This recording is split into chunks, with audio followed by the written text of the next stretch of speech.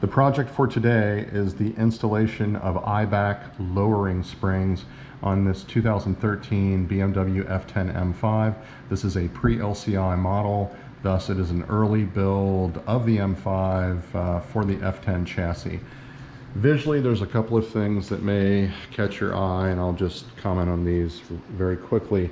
I've got the chrome trim removed from the side gills, chrome trim removed from the door handles, and I've got the exhaust tips removed as well. I'm doing a dechroming to give this vehicle more of a competition vibe, and I've got the C-Tech charger, battery conditioner here connected. I've got a relatively new battery in the vehicle, thus I want to take care of that.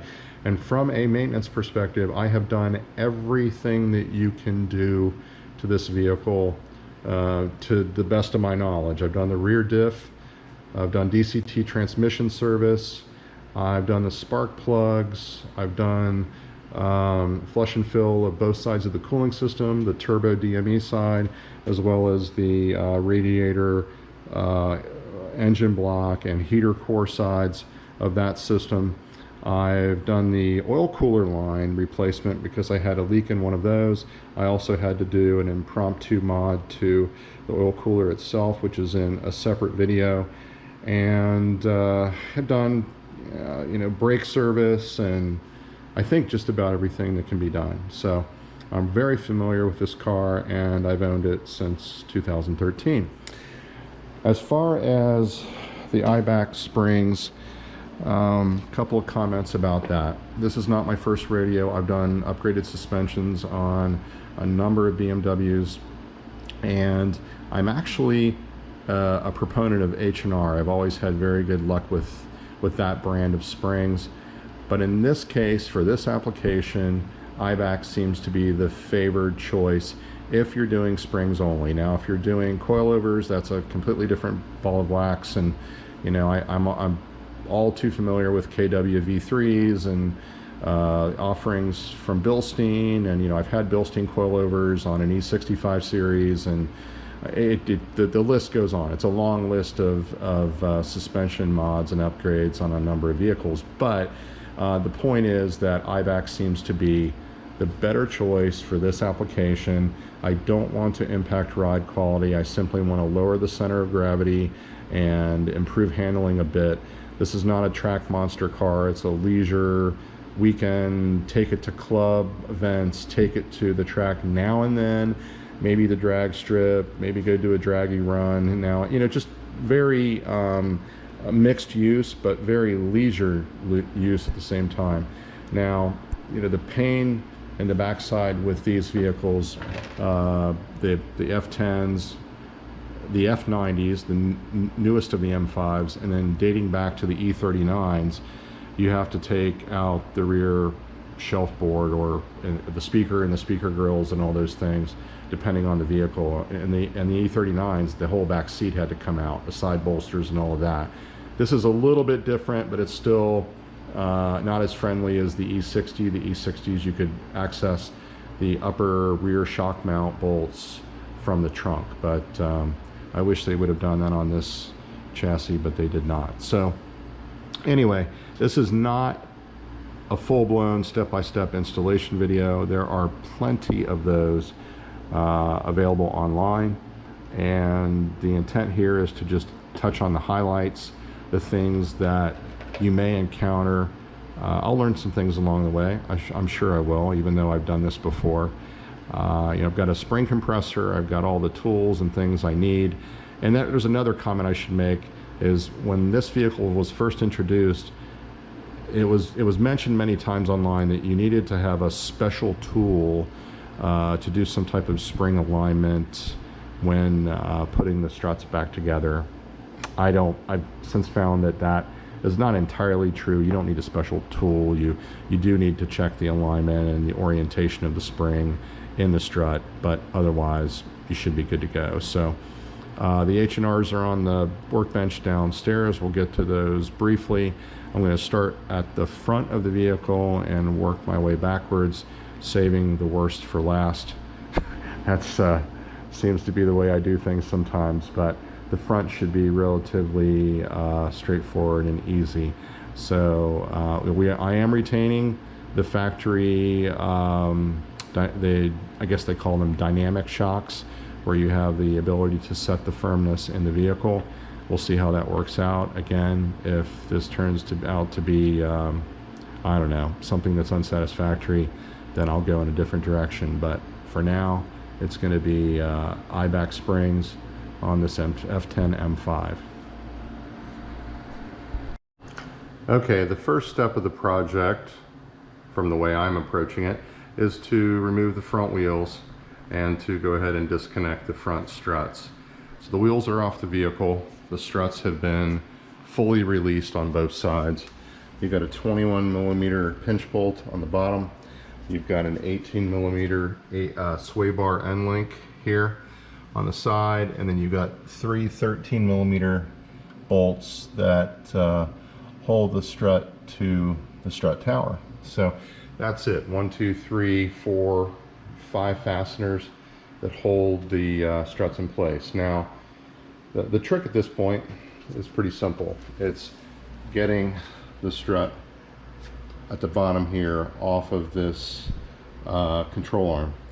And there's all kinds of stuff online about having to disassemble, do this, do that, and basically boil the ocean to get these off the vehicle, and it's not that difficult. And I'm not going to pry anything. I never do anything like that. You don't want to put stress on any part of the vehicle, especially on suspension. So what I will do is use just a portable spring compressor. I'll put that somewhere in here, and or maybe up there, and then I'll do a just a very slight compression on the spring to remove the strut. It's that simple. It probably has about 3/4 of an inch, or is 3/4 of an inch from clearing, so you don't have to compress the spring very much. Now, later on, when the new shorter springs go on the vehicle, it is a very good idea to actually loosen up the thrust arm and the control arm at their connection points, because you do need to reset those, and they need to be reset with the vehicle at its normal ride height. That is the smart thing to do. I believe the same has to happen, or needs to happen, with the wishbone. That shouldn't be a problem either, but those are all things you need to do later. You don't have to do it straight away, but it is part of the project. So that's it. I'll have the struts out soon and on the workbench. Okay, in the last video segment, I made a semi-bold claim that I would be able to remove the struts from this F10 M5 by using spring compressors on the strut assembly itself on the vehicle. And I've got a couple of those right here. The one on top, that's Harbor Freight. The one on bottom, that's a really old strut compressor from Sears. And all I wanted to do was take a little bit of the length out of the strut to be able to clear the control arm on the bottom, and it did not work out. I could get the spring compressor on the spring in different orientations, but I could never really get the assembly out of the vehicle and have proper clearance with the wishbone. The wishbone was kind of in the way. So let's walk over to this side. I've already got this strut out of the vehicle. Everything was really easy there. And as you can see, I've opted to remove the this ball joint that's on the wishbone itself. I've actually removed the pinch bolt that goes right here, and then I was able to lower this. Now, I've seen some people have a great deal of trouble with this. They've either read about it or seen it in videos, because you have to use a spreading fork, or you have to use a puller, or all kinds of banging and prying and all kinds of stuff to get these things to break apart. That was not the case on this one whatsoever. I've had that experience in other vehicles, such as E-Class Mercedes, which are just murderous to get some of those apart, especially as they get older. But in this case, BMW, or should I say the manufacturer of the suspension components, has done us a favor, okay? And the favor is, you do not have to pry, bend, bang or fight with this at all. I actually, and I've already removed the pinch bolt over here as well. I've got the bungee cord in place so this doesn't come flying down and put undue pressure on the thrust arm, or the hydro bearing, and on the control arm bushings below. So all you have to do is, if you look on the bottom here, there is a slot for a T40 Torx, and all you have to do is place the Torx in that and turn. And when you do that, it will just the gravity will allow this to lower itself. So I'm going to do this. I'm going to try to do this on camera. I'm doing it one-handed, and I've got an extension here which I probably don't need, but there, you can already see as I'm twisting it, and I'm just twisting it gently. I'm not unscrewing anything. I'm just breaking it free. You can even turn it back the other way, whatever works for you. Either way you turn it, it works either way. So you can see it's coming apart. It's moving even further. No one has, to my knowledge, I have not seen this done on camera, but if you just twist the ball joint a little bit, it will eventually come all the way apart. So there you can see, it's pretty far up in there. It's fighting me just a little bit. I did put a little bit of PB Blaster on it. Probably should have put a little bit more, but it's, much to my amazement, it's working. So you kind of get a view of that. I'll put a little bit more PB Blaster on. I'll have to go off camera to do that, but I think you get the gist, okay? I hope that helps some of you that are contemplating this job, or maybe you're thinking, oh my God, how am I gonna do this? But I opted to take this pinch bolt out to drop the assembly down, and then of course the strut assembly comes out very easily as it did on the other side. So that's my tip for this segment. Moving on. One quick comment before we move to the workbench and we take a look at the struts, the springs, the new springs, etc. This came apart very easily after that last brief segment. I just gave this probably 1 or 2 more turns and it separated from this member. The slot you see there, I thought maybe that was, it had to pass over maybe like a ridge inside this slot. That was not the case. That slot there, or that indentation, is really just for the pinch bolt. So again, T40 Torx, give it a few turns and gravity will take care of the rest. I've seen a lot of people take these bolts out for the wishbones themselves, which are a lot of work, a lot of trouble. This is much easier. No banging, no fighting, nothing. It was just, you know, no sweat to break this apart and to lower this assembly and to get the spring out, or I should say the strut assembly. There it is on the floor. So we will move on to the next step. Okay, we've got both strut assemblies and the new springs on the workbench here. On the left we have the driver's side strut, and on the right we have the passenger side strut. So I'll be separating the factory springs from the adaptive shocks, and we'll install the new springs. I will likely use this rather inexpensive strut compressor. This is a Mcpherson strut compressor, which I've used many times in the past. As you can see, it's pretty dirty, so it's had a lot of use, and hopefully that will be all I'll really need. Now, as far as the new springs, if you're looking at the packaging and going, wow, my box or the package that my springs came in don't really look like this, that's because these springs have been sitting on the shelf for many years. I purchased these not long after I purchased the vehicle, and life happens, folks, right? I just haven't had time to, I've had a lot of other fun and interesting projects that took priority over this, but finally getting back to working on this. So let's open the box, take a look at the springs. They're the same part number today as they were back several years ago when these were ordered, and I do like the whatever that is, nylon plastic coating that they put on the springs here.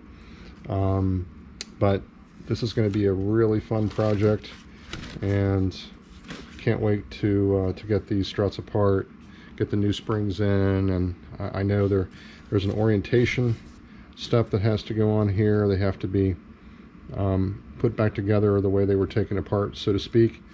I'll make sure all that's done properly, and I'll document the journey. That's it for this step.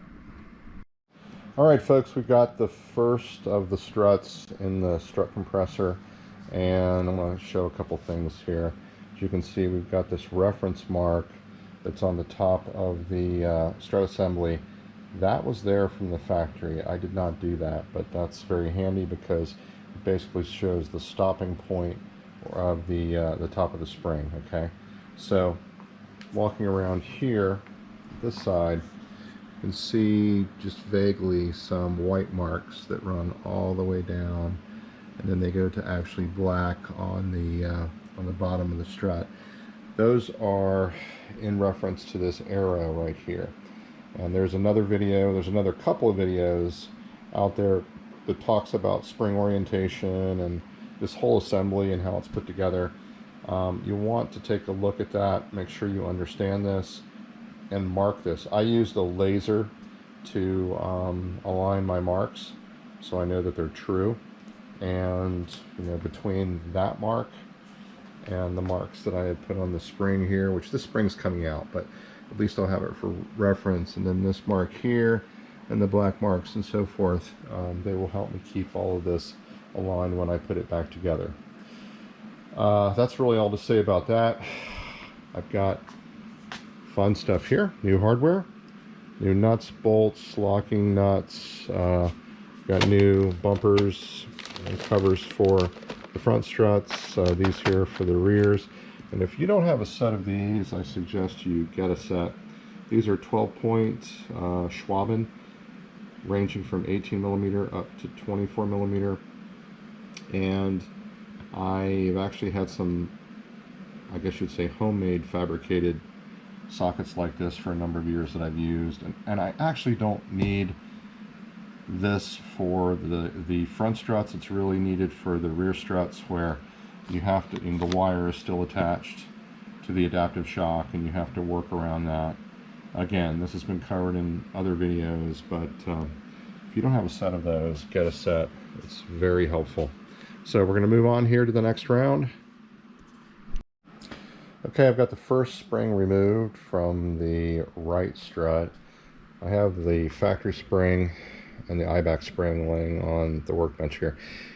You can see it's well, there's just not much difference in the fronts visually when you put the springs side by side. But once in the vehicle, the Eibach spring is going to compress much differently than the factory spring, and you can see the windings are quite a bit different. Again, I do like this, whatever it is, nylon, poly, I don't know what kind of wrapping that is, but that's a nice touch. Those coils are much closer together. There's more of them, and I can't stand these both up side by side with one hand, but suffice to say I've done it, and I think the Eibach spring might be just a little bit taller, but again, this is out of the vehicle. In the vehicle, it's going to be a different situation, different story, and it's going to make the ride much different, much improved, I'm hoping. I've seen these progressive rate springs before. I've had them in a number of vehicles, including in coilover applications, and they do a great job. So just wanted to show those, and we'll move on to the next step. Again, I'm going to get all new hardware installed here, new bumpers, the works. It should work out really well. Thus far it's been easy, but I know the nightmare lays ahead with the rears. Moving on. Alright folks, a quick side-by-side comparison of the Highback spring fully assembled on the right and the factory spring on the left. As you can see, there is absolutely no difference in the height of these, although we know the Eibachs will be shorter. once they go in the vehicle and they're under load. So they are identical in height. I mean, there might be just a fraction, of difference, but there's nothing visually you can see when they're built, when one is built and the other one's stock, and you lay them side by side. So that's that. Move on to the next step. Both of the strut assemblies are now installed in the vehicle. We'll take a quick look at these, and there was really no issue putting these back together. I followed the factory torque specifications. I followed, which bolts to replace, which bolts to reuse, all those things, and I can say it was really uneventful. This side, for whatever reason, went together much smoother and much more easily than the other side. It's all geometry, folks. When you get into something like this, if something's just the slightest in or out, it will or will not go back together as you would like it. This side was just, no fuss at all. The other side here is a little bit different. I'll roll around here, sorry for the noise. And yeah, this one was, for whatever reason, it just fought me a little bit. But it's all put back together, and there was really nothing to mention in terms of doing the second one that was different from doing the first one when I had them on the bench and then when I was using the strut compressor. So everything is looking good here. Now we move to what many people consider the nightmare, which is the rear springs, but I'm gonna get in the vehicle first and begin the disassembly of the interior components, which, as everyone knows, is the speaker grills and all of that. So I'm clean, meaning when I get in the car, I'm not gonna leave grease marks and smudges and a dirt trail behind me. So I'm gonna do the work in the vehicle first, and then we'll switch gears and take the wheels off the vehicle and start the work there on the rear suspension. So it's off to the races. Okay, let's start with the basics. First of all, you want to unlatch the rear folding seats, and I've just put this cover here because, again, I don't want to create a dirt trail. I don't have any grease or dirt or grit on me now, but I may have to climb in and out later. So we're going to fold the seat down first. Next, I'm going to put down the rear sunshade to get that out of the way. And as you can see, I have the Bang & Olufsen sound system in this vehicle. The grills look a little bit different than the base system, which are like they're black grills. Actually, the base system has better grills from a sound perspective than these laser drilled covers. But anyway, I will go into how these come out, and of course the side bolster here has to be pulled out, and we'll cover all of this in detail. The first of two rear speaker grills has been released. This one was difficult. I'll talk about that in just a moment. First of all, if you've watched any of my other videos, you know that I'm a huge fan of these door room keys as trim removal tools. They're thin, super thin, rigid, flexible, and they're non-marring. So if you're doing something like this project where you need to go between this, I don't know, what is this, crush velour, faux something, and this plastic trim, it allows you to do that without leaving a mark or marring the surface on either of these items. And just be aware that when you do this job, you want to go in between the black plastic and the rear shelf board itself.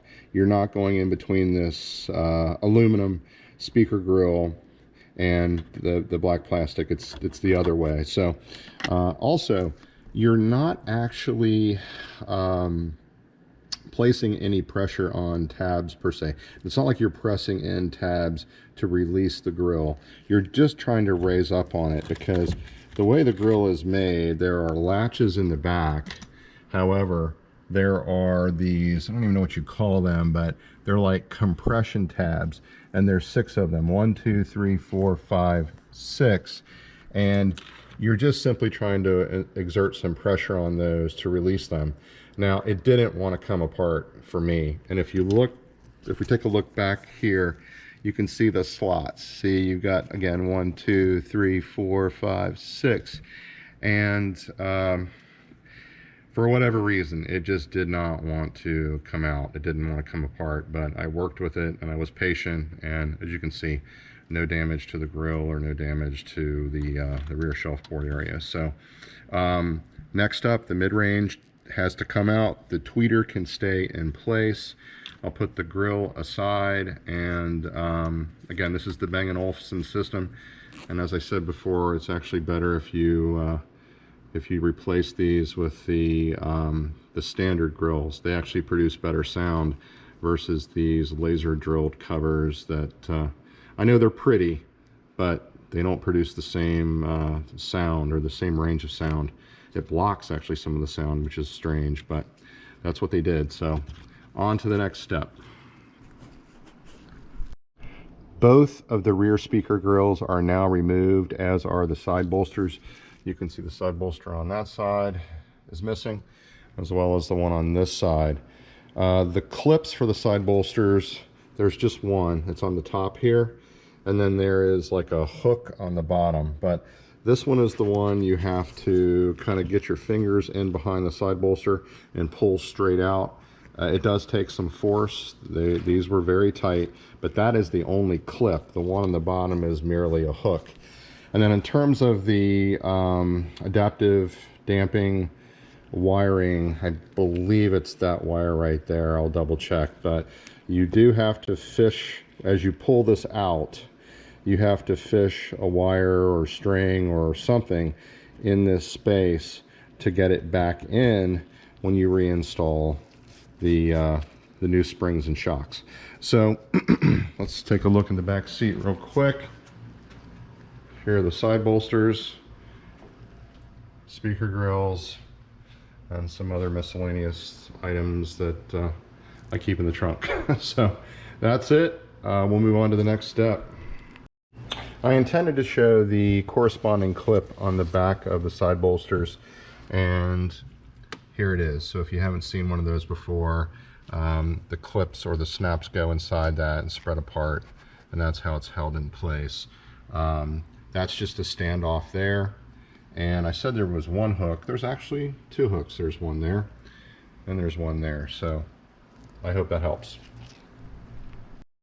A quick word of advice: if you're doing this job and you'd rather not climb around in the back seat and put knee indentions in your upholstery and all of that, simply get the vehicle off the ground as you see here. Whether you have a lift, jack stands, a floor jack, whatever, you're going to have to jack the car up anyway to do this operation. But what I'm saying is you can stand at the side of the car, reach in and get to all the bolts, the clips, the fasteners, and do everything you need to do without having to be physically in that space. That's the main thing I wanted to point out. So I can stand right at the side of the vehicle and reach in and get to everything I need to here, and I don't have to you know, stick my head or whatever in that space. A quick shot of the edger line or fishing line, whatever you want to call it. You can see here it's passing through this space and it's going up top. It all worked out nicely. So I'll now disconnect this from the tape and begin the rest of the disassembly.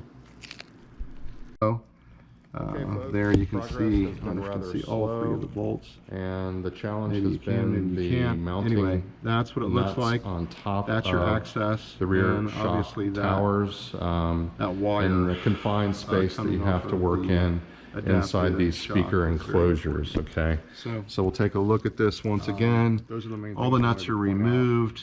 You got three. The one on.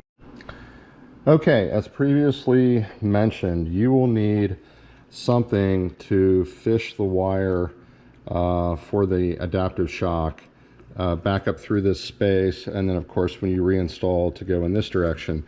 This is edger cable. or edger line, whatever you want to call it, whether it's fishing lure, string, or maybe another spare wire that you have laying around, you're going to need to use something like that. And I have way too much of it here. It just happens to be what I had on hand. This, I don't even know what you call that, green and brown, or kind of a lime green and mocha colored wire. Those two wires are unplugged, and then you're going to reach up top, and it's really, you need two hands to do this because it's by feel. You don't want to tug on this too far or too hard and then have it separate from the fishing line. So that's really what you need to do to make this happen. The speaker bolts, by the way, those are T25s, and then the bolts that actually hold the strut to the strut tower, those are 13 millimeter. And as everyone has mentioned online, don't dare drop those or you'll have a rattle that will drive you up insane. So be sure you have a magnetic tool on hand like I have here, or just make sure that you remove them by hand. They are very tight and very long threads, by the way. I've already loosened one of them, and it seems like forever to remove those. I'm not using power tools. I don't want to have that situation where I pull back and break the window here or do something crazy like that. So I'm using hand tools for this operation. Back in a bit, because this took a long time to get it out without breaking anything or rounding off this nut or creating some other damage. So that's just a heads up. Okay, a quick status update. All of the shock tower nuts have been removed. Total of 6, 3 on each side. As I mentioned, the outboardmost nut on this side was incredibly difficult, and it's the same situation over on the other side, the driver's side, in terms of access, but that nut came off much easier. The one over here just fought me. I can't believe it was to factory spec. I think it was way over tightened, but nevertheless, that's the situation. Be aware that there are some speaker wires and some other things in these speaker enclosure cavities or spaces that you'll have to work around. You don't want to blindly put a socket or something in there and have it pinch a wire. So just be aware of that when you're doing it. Now to, again, quickly look in the trunk. Both side bolsters, both speakers, all 6 of the nuts, which I'm going to discard because I have new ones, replacements, and the speaker grills. Everything is here. And we go ahead and move on to the underside. And this is going to be a lot easier than what I've gone through thus far, but that was to be expected. On to the next step. Let's do a quick touch point. Both of the rear shock assemblies have been released from their mountings. The top shock tower nuts were removed as shown in the prior clip, and now I've moved on to the fastener on the bottom of each of the shocks, which happens to be this 18 millimeter very long threaded bolt. This is a very tight space, not really a space you can get power tools into. However, if you have like a 90-degree air ratchet or something, you can use one of those. I have one of those. I opted to just to do it by hand. So other things to be aware of when you're working in this space: you will have to remove the inner fender well on the passenger side. An argument could be made for just leaving the one in place on the driver's side, but ideally you should just get both of them out of the way. Be aware that when you do this, there are different length screws that were used to hold or to keep the inner fender well in place, and they used short ones here along the fender, and there are also some long ones that are used to the rear, kind of in this space, and you don't want to get those mixed up. I have them laying on the floor here, and while that may look a little confusing, it makes total sense to me because it's more or less the pattern and the sequence that the screws should be replaced in. So the 3 long screws are here. They are stub nose, and they're visually longer than the short screws, which run along the fender, and you see actually this is the more common fastener that BMW uses for pretty much everything. All the under tray and everything is usually those shorter screws. You can see I have them over there on the floor on the other side as well. So you know, just make sure you don't get those mixed up, otherwise that can make for a very bad day. Now let's get into actually releasing the shock assembly from this space, and there's a lot of debate and conversation about how to do this or what's best. I'm just going to lay out the options for you. You can actually use a spring compressor and shorten the shock assembly and manage to get it out of this space. That's one option. The other option is to release this control arm here close to the caliper and remove the caliper itself. That's the option I'm going to take. I'm not saying it's the best or it's the easiest, but it's just the one that I'm more comfortable or most comfortable in doing. And the other one is you can actually, somehow people have managed to get this shock to the other side of the axle here, and then they've basically reduced the amount of work by at least one operation, in that only this control arm has to be released. Now keep in mind, when all this goes back together, no matter what you release, you have to, it has to be at the right height, right? So this wheel assembly, all of this suspension component has to be at the normal ride height of the vehicle when it's retightened. Otherwise you'll stress the heck out of all of these bushings and all the rubber and all that, and it's just, it would not be good. You'd wear those things out very quickly if you just tighten them back up with the suspension as it is right now. So and you can see here to the rear, I actually have the stabilizer bar disconnected. Those are 16mm bolts that hold those two brackets in place. Total of 4 bolts, 2 for each bracket. So I just did that to give myself a little wiggle room here, but otherwise I'm taking the approach of getting this this bar or this control arm released on this end and the brake caliper out of the way. I've also seen someone else not actually do it on camera, but say that they're able to pivot this shock and move it back into that space and then kind of articulate it out from the wheel well here. That would be next to impossible on this side, due to, and this side being the passenger side, due to the fuel filler neck. I believe those are evaporative lines or some other type of fuel related lines, and yeah, that's not happening over here. Maybe on the other side. We'll take a look at that real quick. So on this side, you can see the space is much less cluttered. So once you get the shock to clear that, then you could probably do something like that over here, but I don't think you can do that on the passenger side. I'm not going to debate the point. I'm just presenting the options, explaining what I'm going to do, explaining what I've seen, and what I think is really probably the safest option for me is just to remove these two. And although the brake caliper is one extra step, it doesn't really bother me. It's a couple of bolts. It's not a big deal. So that's it. I hope that helps, and I'll move on to the next step. Hopefully we'll have the shock assemblies on the workbench shortly.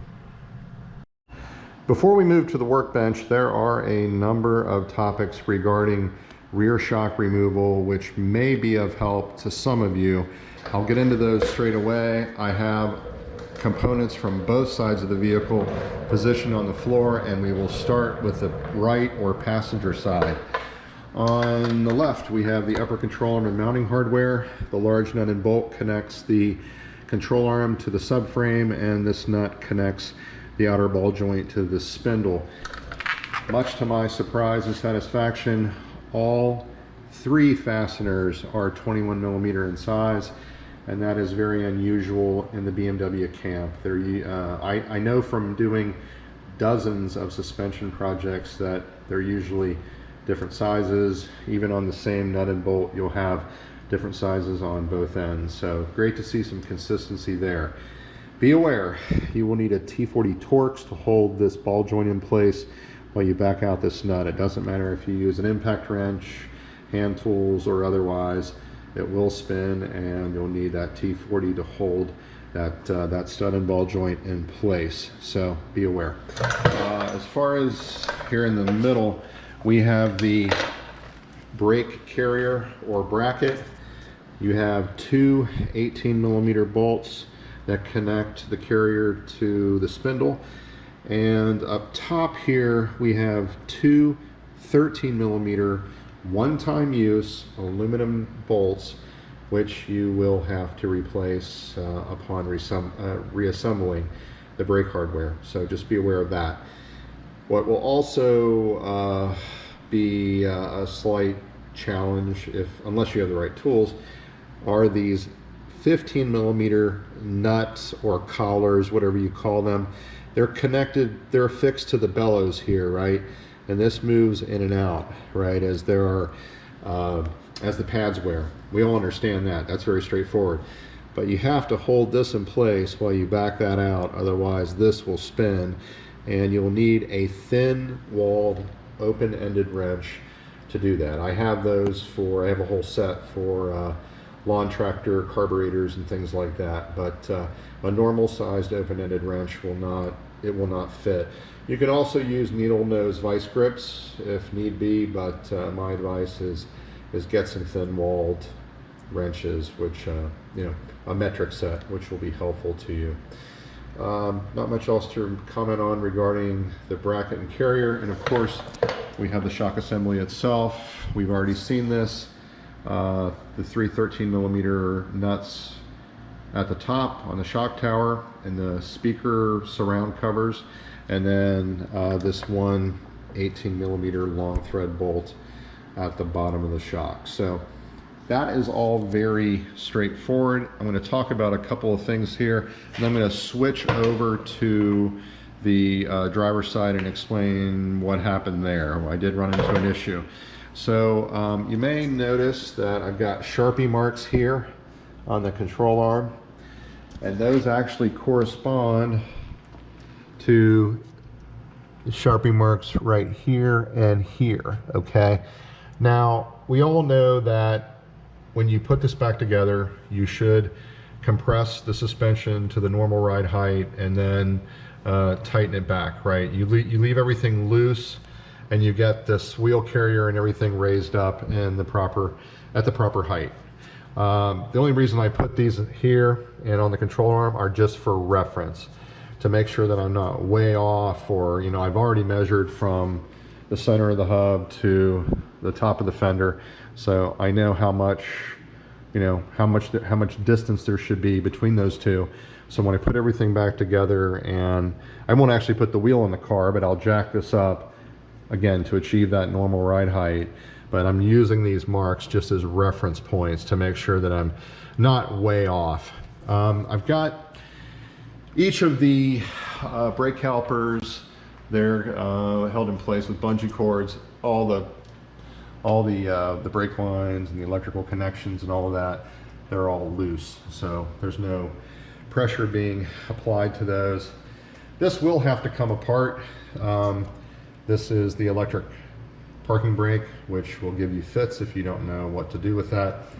I actually have this blue case here it's actually an electronic caliper set. So I have the fittings and things to spin and back out the piston. Again, otherwise it will give you fits. You have to have the right tools to do that. So just something to be aware of. I don't think there's anything else too interesting to show here. Obviously that's the shock tower mount. We saw that before. A little bit of markings here. Just got into the undercoating a little bit, not a big deal. Now, before we go over to the other side, let's talk about what happened. I encountered an issue, not with the brakes disassembly, but with the control arm and specifically the ball joint. The ball joint, this mounting nut would not actually back out, not for anything. And it's not like I did this in one day. This has been over probably 2 to 4 days where I've applied PB Blaster and I've allowed it to sit overnight, and then I've used heat. I heated up the ball joint. I used a torch and put as much heat on this nut and on the ball joint stud as I possibly could, and it simply would not back out. And I broke 2 different T40 bits. I actually have, I believe, yeah, here it is. Okay, so I broke a couple of those, and eventually the actual torque, the Torx, well, it's not a socket, but the fitting itself stripped out of the ball joint. And at that point, I had no choice but to take a Dremel tool. And as you can see, I have cut this nut almost in half. I've cut into it as far as I could without getting into the spindle. And you can see where I got into the ball joint as well. So this, oh, we have a cameo from a spider. This control arm, unfortunately, will have to be replaced. I don't advise replacing the ball joint by itself. That is a possibility, but I'm just going to replace the whole control arm. It's not the end of the world to do that. So I've got this bracket, this plastic already off. It's a cable guide, and we'll step over momentarily and show that space. Oh, what fun it was to try and get this off. So as you can see, you don't have a lot of room here, and it sounds like I'm screaming, but to get a Dremel tool in here, get the cutting bit and everything angled right and not get into any of this, that was a challenge. But it was the only way I knew to get this control arm off. It happens. It's not the first time I've seen something like this occur, and we'll get past it. It's not a big deal. I'll just get a replacement control arm. Life goes on. We'll take a look up here through up the shock tower, and then all looks fairly normal. So not much else to show. Again, little scarring on the undercoating. I'll touch that up. That won't be a problem either. So lots and lots going on here with this project.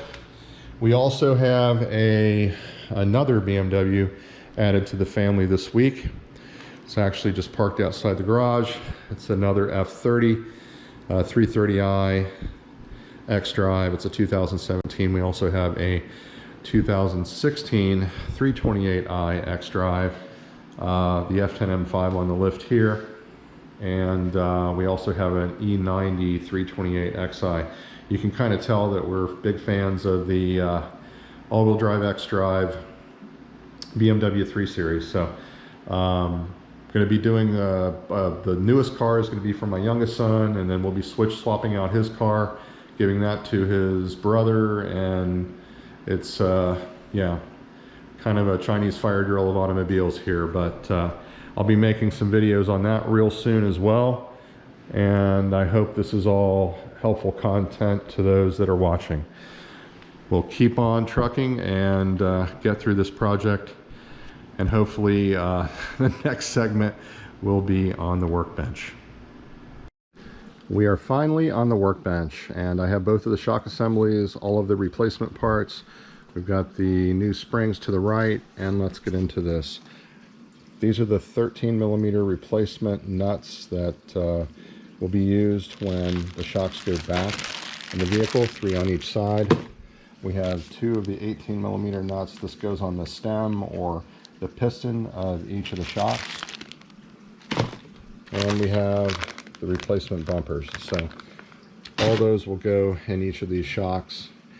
I usually do things more or less according to recommendations, so I think replacing those items is a good idea. In terms of these plastic clips, they are held in place with, I say clips, they're wire guides.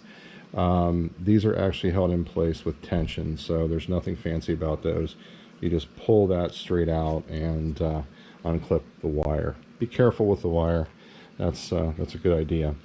In terms of removal of the top nut. Again, you're going to use one of these O2 style sockets. You didn't have to do that on the front shocks, but you have to do that on the rears because of the wires.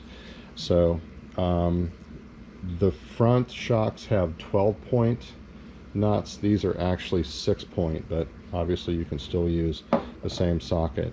And then to hold this in place, you really need an 8mm wrench. So that's what I have here.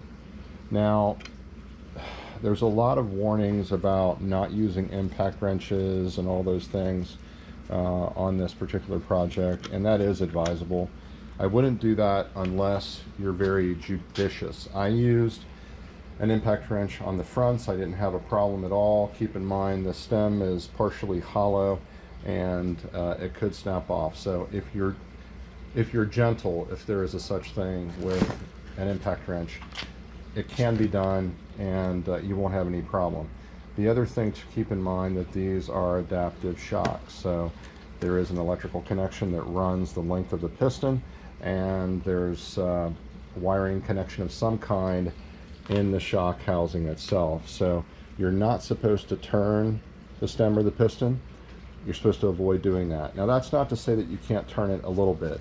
If it turns, you know, 1, 2, maybe 3 times max in one direction, just turn it back 2 or 3 turns in the other direction. Bring it back to center, mark it, keep an eye on it so you can reference where it was when it came out of the vehicle, and it goes back in the same manner. That's what I did with the fronts. I didn't have a problem of any kind, but you know, there's all kinds of warnings about no impact wrenches on these and don't turn the pistons, so just be aware of that. I'm going to use the same, I intend to use this Mcpherson Strut compressor once again. However, there's not a lot of tension on the rear springs, so this can be done with portable spring compressors, or I've actually seen it done by hand, which is surprising, but nevertheless, there is some tension on the springs. Be careful. It's just not as difficult as the front shocks are on this vehicle, so be aware of that. Okay, a quick comment while I have the shock assembly, the first shock assembly on the Mcpherson Strut compressor, and we'll raise this wrench up just a little bit. You can see the black mark that I have on the piston, and that is aligned with this arrow, and of course this arrow is aligned down the shock body, which those will have to be in alignment when this goes back together. But this is how I'm making sure that I'm not turning the piston or the stem. So I'm just keeping an eye on that. And then I will say one other point is to break this free initially, you're going to need a little bit of a lever, something like this, where you know you've got some extra leverage. Once you break it free, then it's not too bad. But just a couple of tips. Hope that helps. The first shock is disassembled, and I have both the old and new springs on the workbench. On the left, the BMW factory spring is obviously taller than the Eibach lowered spring on the right, and that was not the case with the front springs, but it is the case with the rear springs, which is kind of surprising. I'm not sure why that is, but and I know I don't have these laying exactly even, but as you look down the spring, you can see that the Eibach is shorter. So that's interesting. Not sure why that is, but that's the way Eibach did things. I guess the compression on the front is quite a bit different, but nevertheless, we'll get this spring installed in the shock and move on. Both rear shocks are now reassembled. Take note that you do not need a spring or strut compressor of any kind to perform the reassembly. The new springs are short enough that there's just very little tension on the spring when putting this back together. The only real tension is when you tighten the securing nut down on the collar or shock piston. So that's the only piece of advice I have at the moment. I'll add one thing in just a second. My one trailing comment is with regard to this vinyl tubing, which I am using to protect and guide the adaptive shock wiring when reinstalling the shocks. I'm doing this project solo. I don't have a helper, and this provides a means of feeding the wire up through the shock tower, up into the speaker enclosures, and without concern of pinching, crimping, or getting the wire hung up on something. Now this tubing is 1/2 inch outer diameter, 3/8 inch inner diameter. It's available at most hardware stores, and once the shock is back in place, I'll pull this off and I will reinstall the black plastic wire guides. I have those in my hand here for both shocks. So that should be pretty straightforward. This is my temporary solution and a way to make that work. With regard to reconnecting the rear adaptive shocks, I have the right or passenger side in place. The connector is shown wrapped in electrical tape, and that is purely for my own peace of mind. Over on the left side, driver's side, the cable is still in place to fish the adaptive shock wiring from the speaker enclosure through the upper shelf board and in behind the speaker cushion.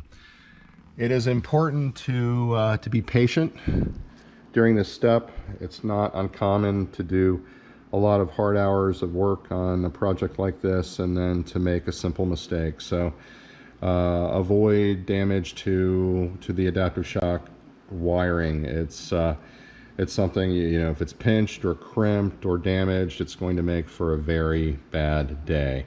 I was able, for the most part, to push the cable from above, from the speaker enclosure, and then more or less just guide, not pull, but guide the fishing line into this space. So what I'm saying is no impediments, no obstructions. It passes through fairly easy, and it shouldn't be a problem. So I'll move on and do the driver's side now. The driver's side rear adaptive shock is reconnected. The wiring is now in place.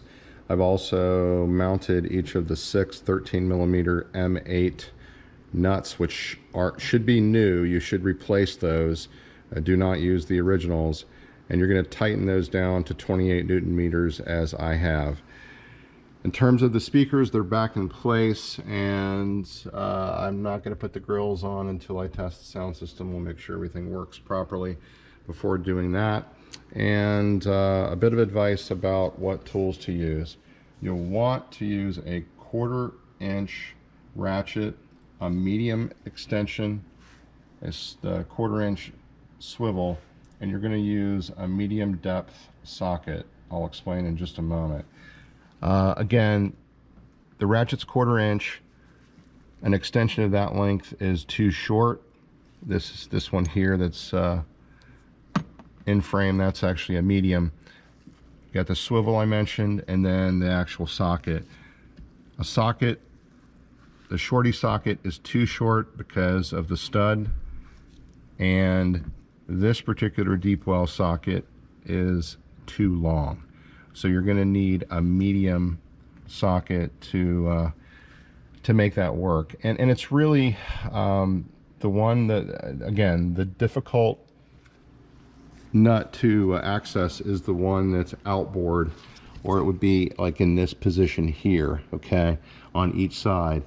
The others, which are more or less beneath these screws, that those really, you can almost get to those directly without a swivel or really any problem. But this is the optimum choice in extensions, swivels, and ratchet and socket. Now, be aware that, you know, like on this side, there wasn't any difficulty in terms of, you know, getting the wiring from the shock back in place and all of that. Although there was, when I took it out, there seemed to be some resistance in here. So I don't know if it was insulation or if it was getting hung up on something, but going the other direction, I had no problems. On that side, it's a clear path. There's nothing in your way, but for whatever reason, there are more, there is more wiring in that space. I don't know if it's wiring for the rear power sunshade or what it is, but there was some small wires over there. I was trying to to stay clear of those. And of course, you don't want to get a wire like that pinched beneath a bolt or on a stud or what have you when you're torquing the shock bolts down, or shock nuts down rather. So be aware of that. Make sure you have a torque wrench handy. Again, 28 Newton meters for those mounting nuts, and they need to be replaced. They need to be new. So that's it. All the comments I have for this phase, and we will move on. Part of this project includes replacement of the rear brake rotors and pads. This was not on the radar screen when I started the project, but something I realized kind of mid-flight. The old brake rotors, which are actually in the floor, they probably have another 2,000 to 4,000 miles on them, but it's one of those matters of I've got everything apart, so let's just take care of it. So the new rotors are installed, and the brake caliper bracket is in place. I'm going to go ahead and back out the electronic parking brake. I've got everything unplugged right now. I'll replace the brake sensor, which is a necessity when you do these types of brake jobs, because you cannot reset the brake service reminder until you do that. I think everyone that's ever worked on a BMW knows they have the it's got the built-in resistor. It's a one-time use, so you must do that. Anyway, I'm going to continue to get everything buttoned up and get the control arms back in, or the wishbones, whatever they're calling them. I've seen them called control arms in one place and wishbones in another. And I'll come back and check in as I'm making progress.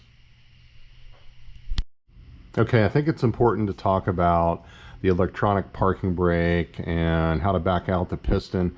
If you've done one of these before, you already know, but many people do not. I've done brake jobs on vehicles for years. I've used the traditional caliper spreader and to get the piston to back out, and that is not how this apparatus works. So any of the newer BMWs, or just new vehicles in general, have this type of setup, and what you need to back out the piston is something that will actually rotate the piston and allow you to back it out, because you cannot compress it. To do that, you're going to need a special set of tools or adapters, as you see here. There's also a tool, it's called a cube.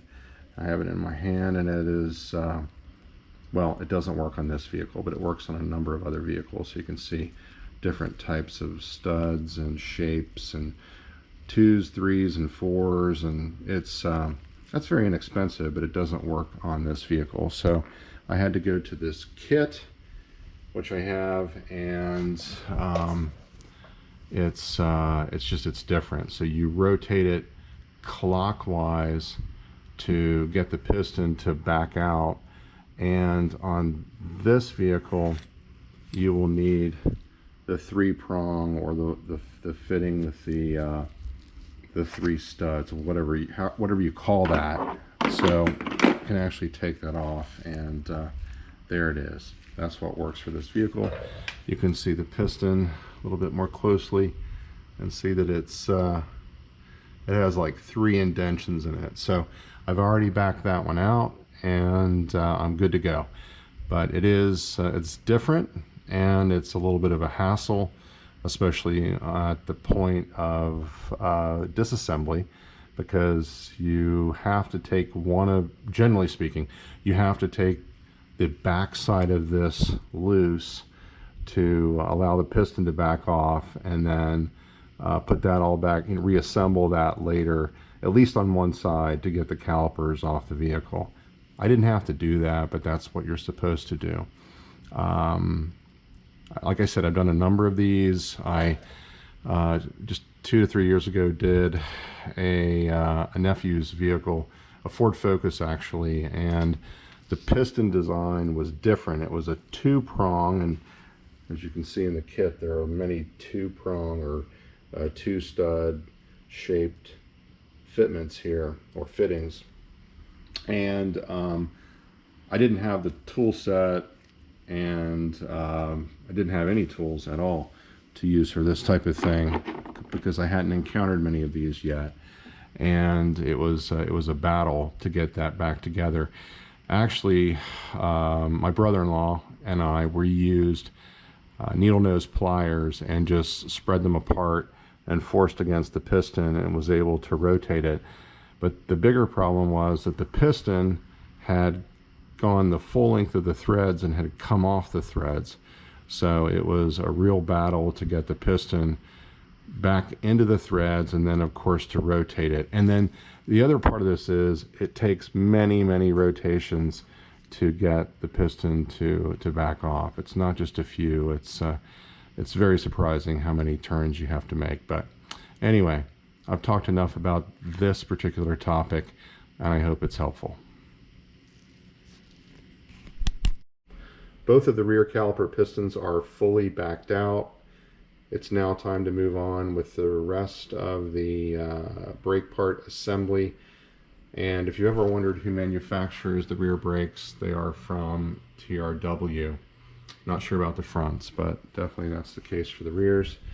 And I have the pad kit positioned here on the floor. The remaining parts are the slide bolts, which are 13 millimeter. These are one-time use. They're aluminum, and they already have thread locker from the factory.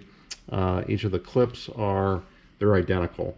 They have this black material, or they're painted on the back where it makes contact with the actual bracket rather than the caliper.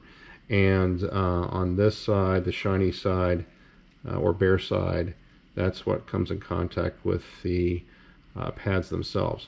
So all four are identical. Get those replaced, and then onto the pads. The pads are rather unremarkable, other than the inboard and outboard pads are made a little bit differently. So the two here on the bottom, you can see this anti-squeal material, or this, I'm not sure what this is called, I've forgotten, but it's basically a layer of material to reduce brake squeal.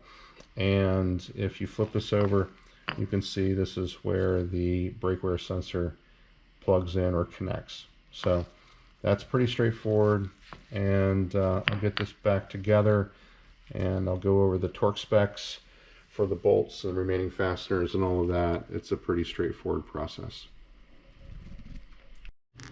I mentioned before that I could not remember which is the inboard and outboard pads. It is 029903, that's the outboard pad, and 029904 is the inboard pad, the one against the piston.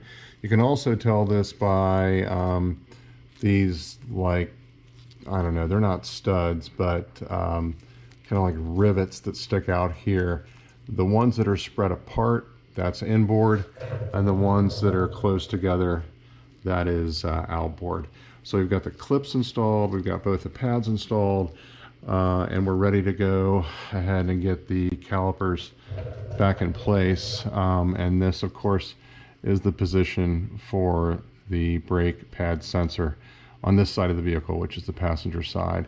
Again, that pad also has this anti-squeal material or cladding. It comes out here a little bit further than the outboard pad, so just wanted to clear that up. When I had them on the floor, I could not remember, but it's all clear now. So moving on. The rear brake calipers have been reinstalled. Let's take a look at the fasteners on the back side.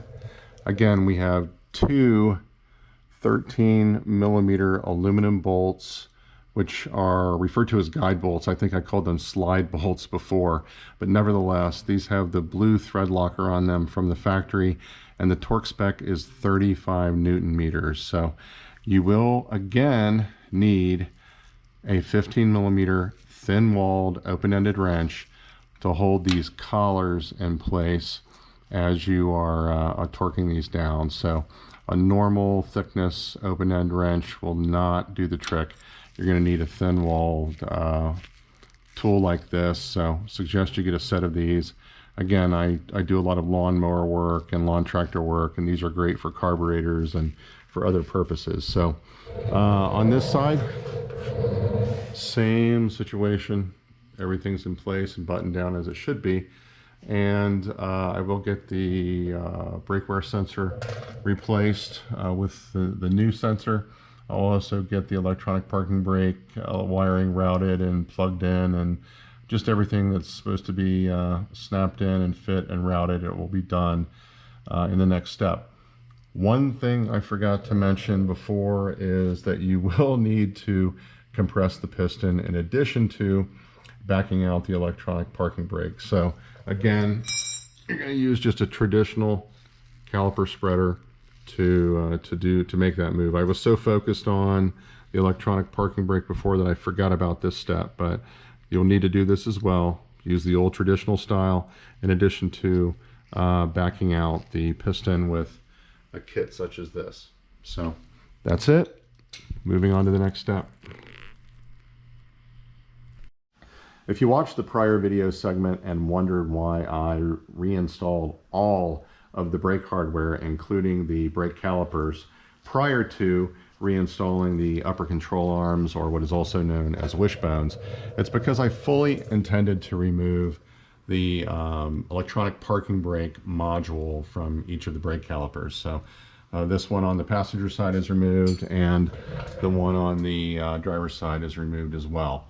And I have the modules themselves positioned on the floor. Very simple, very straightforward, and I've got the bracket, and it's held in place. Each of these is held in place by two T20 Torx bolts. So it's very easy to remove this. And then you can see the male output shaft on the module corresponds to the female input shaft on the brake caliper. These pull straight out. So remove the two bolts and then pull straight out. It's very easy to do. And the whole point in this is you do not have to remove the entire brake caliper to get the control arm out of the spindle or the carrier here. Now in my case, I had to do a brake job, rear brakes, so all of this had to come out. But if you're doing just shocks or coilovers, lowering springs, whatever it happens to be, all you have to do is remove the parking brake module. Then you can get the ball joint here attached to the control arm. It will pull straight out, and it just makes for a much easier job. Now, a couple other things. I had disconnected the stabilizer bar or rear sway bar, whichever you like to call it, and it's held in place by four 16mm fine thread bolts. Those are 56 Newton meter tightening torque, or 41 pound-feet. The one on this side, it's pretty tight here with the exhaust, even with the swivel, but you can get to it. And then the one on the bottom, it's a clear shot, and it's exactly the same geometry on the driver's side. So you've got the exhaust in the way of the upper bolt, and it's a clear path to the bottom bolt. So if for some reason you upgrade or do something, you know, maybe go with a aftermarket or a larger sway bar, that's how you get those in and out. Also, I have tightened the lower bolt on each of the shocks. You can do that while the suspension is relaxed. There's no problem in that because there's virtually no movement. But this is 165 Newton meter, and it converts to 121 pound-feet of torque. So I've tightened both of those. I'm also going to go ahead and tighten the ball joints. There's no harm in doing that. Obviously, it's a ball joint, it swivels. But the one you have to wait until the vehicle's in normal ride height is this this end of the control arm where it connects to the subframe. So just be aware of that. Now, in the floor, I have the old and new control arms. Upper control arms are wishbones. Again, they're called both, or they go by both names. These, this is a situation where I had a seized bolt on the driver's side, and again, I had to cut through the nut, which cut into the stem here, and it just created a lot of problems. I used PB Blaster, I used heat, I used everything in the world to break that seized bolt free. I broke two different impact torque sockets, and eventually the Torx fitting here gave way. So very unfortunate, but that's what happens. in projects like this. It's not the first time I have had to cut a suspension component off of a car, but nevertheless, just a word of advice on getting a replacement. This control arm retails for $550 US, and it's available online via the BMW store or via their online store at $375. So significant discount there. They told me initially that it was going to be 20 days or close to 3 weeks to get this control arm from Germany, and it showed up in 3 days. So 21 days versus 3 days. Yeah, that's pretty remarkable. Anyway, I'm going to get this on the vehicle, move on to the next step, and hopefully everything will go smoothly here on in. Everything is back on the vehicle with the exception of the wheels, and I'll be taking care of those momentarily. In the meantime, let's take a look at everything that's been put back in place. The wheel liner, obviously, that's pretty straightforward. However, you want to make sure that you place the long screws here, here, and here. The rest of the screws are shorty screws, or you have these little 10mm plastic fasteners. So just make sure that you don't mix up the long screws. The long screws are stub-nosed. The short screws are pointy. And you know, nothing says I just did a suspension project like screws sticking through the fenders on the vehicle. So avoid that. Let's see. Let's take a look at the brake line. The brake line itself, this sensor, this is in place. Make sure it's snapped. Make sure you have it routed and clipped into all the respective clips, and of course plugged in. If it's not plugged in, if it's not snapped in, you won't be able to reset the rear brake service reminder. So everything else has been pretty well straightforward for the most part, and same situation on the other side. Everything is back where it needs to be. Again, long screws here, here, here, and here.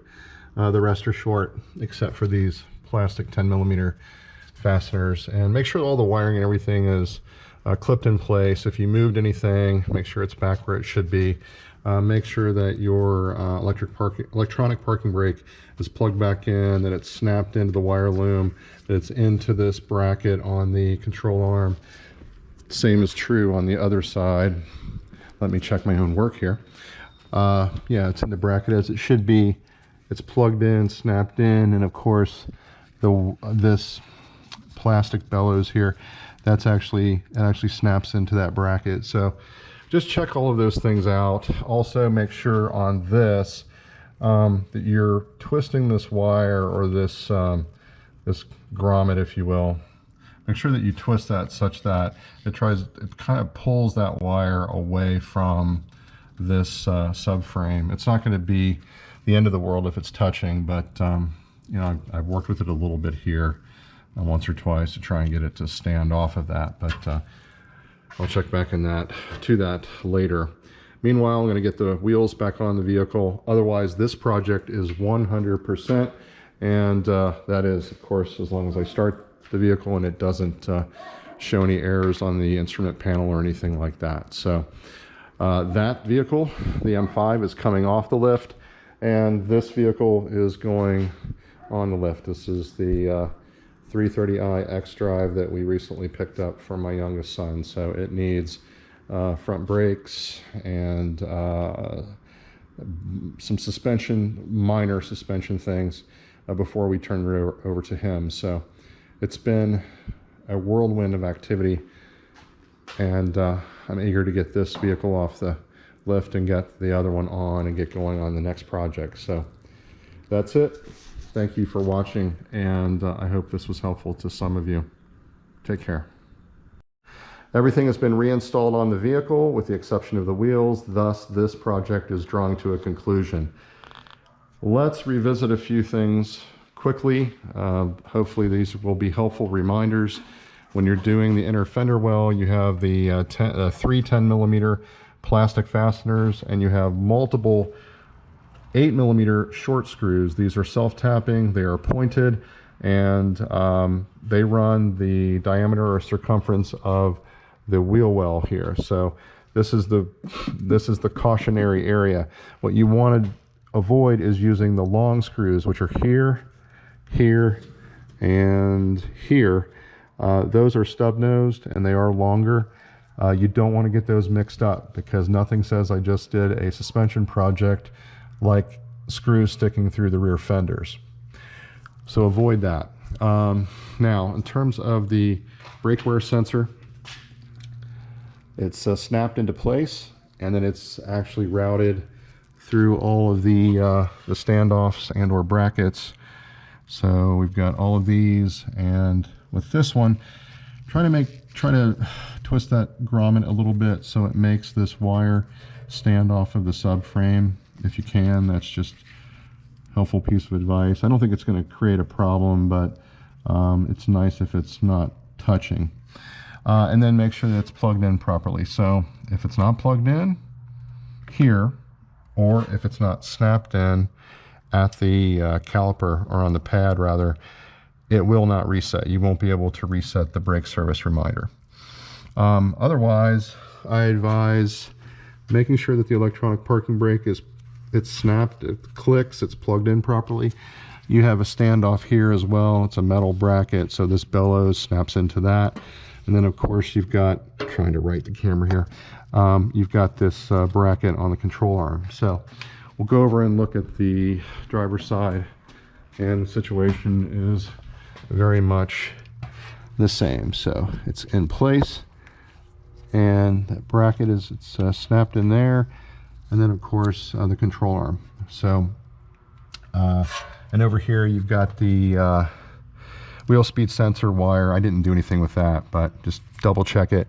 And then above, make sure all your wiring is tucked into place and everything is nice and clean as it should be. Again, the long screws, 1, 2, 3, in those positions. Don't get those mixed up, and everything should go well. This was the cleaner side, less wiring. You know, there's no wear sensor over here or anything to deal with.